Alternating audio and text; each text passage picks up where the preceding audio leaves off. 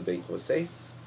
Estamos começando agora uma aula de arte sobre parâmetros do som, tá? No livro Arte e Interação, capítulo 1, página 41. Vejam lá, abram lá e comecem a observar isso, tá? Nós vamos falar sobre os 4 parâmetros do som: a intensidade, a duração, a altura e o timbre. A seguir, vamos apresentar cada um desses parâmetros, que serão acompanhados de audição de faixas no CD de áudio. Além de ouvir as faixas para desenvolver a percepção sonora, você fará atividades. Primeiro parâmetro: intensidade. Pela intensidade, os sons classificam-se como fortes ou fracos, e às vezes como altos ou baixos. Outro termo usado em associação à intensidade é volume. A intensidade se refere à quantidade de energia das ondas de som e é medida em decibéis. É o primeiro parâmetro claramente percebido porque é ele que permite ouvir os sons. Sem potência suficiente, ou em lugares com muita poluição sonora, alguns sons podem ser despercebidos, ignorados. Agora, nós vamos ouvir um exemplo de intensidade. Som forte e som fraco.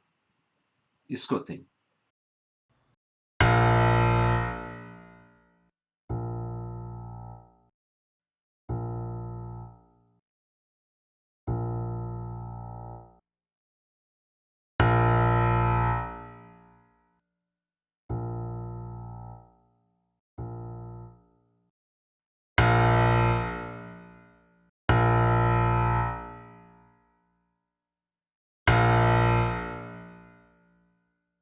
Ao ouvir esses sons, vocês conseguem distinguir o que é forte e o que é fraco?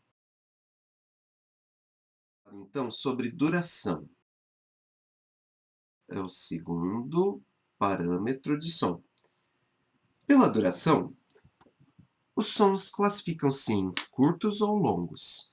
A duração se refere ao tempo de percepção de cada som. Ela é medida geralmente em segundos. Em caso de sons muito curtos, em milissegundos. 1 segundo dividido por 1000. Nos sons muito longos, quase constantes, eles são anulados por nossa audição. É o caso do ar-condicionado, ventoinhas de computadores, etc. Em muitos casos, as pessoas só percebem que esses sons estavam funcionando quando eles são desligados. Ouçam um breve exemplo de duração de som.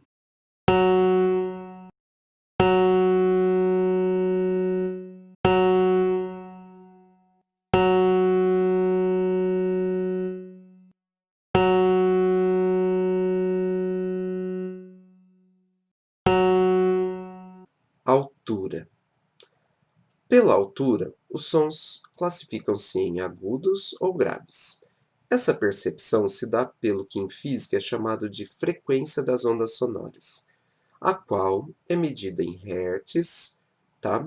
E o ser humano tem o potencial de ouvir sons, em média, de 20 Hz a 20.000 Hz, que a gente chama de 20 kHz, de frequência do grave ao agudo.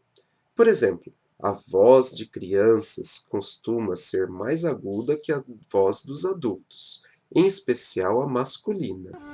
Uma flauta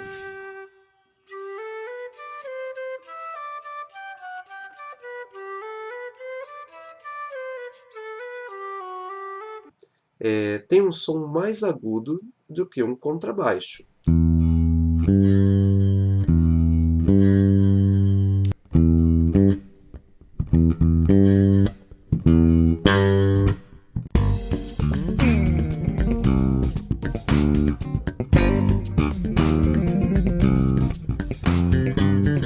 A altura é o parâmetro que define as notas musicais.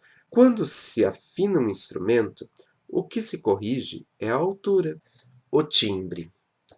O timbre diz respeito à qualidade do som, às vezes chamada metaforicamente de cor do som. É o parâmetro que apresenta maior dificuldade de definição, porque não existe uma maneira exata de medi-lo. Está ligado aos outros parâmetros diretamente. É fundamental para o reconhecimento das fontes sonoras. O timbre é o que dá um caráter único e particular a cada som. É a característica que nos faz reconhecer a voz de alguém ou o som de diferentes instrumentos musicais. Tente ouvir esses sons, 3 sons, e reconhecer o timbre de cada instrumento musical.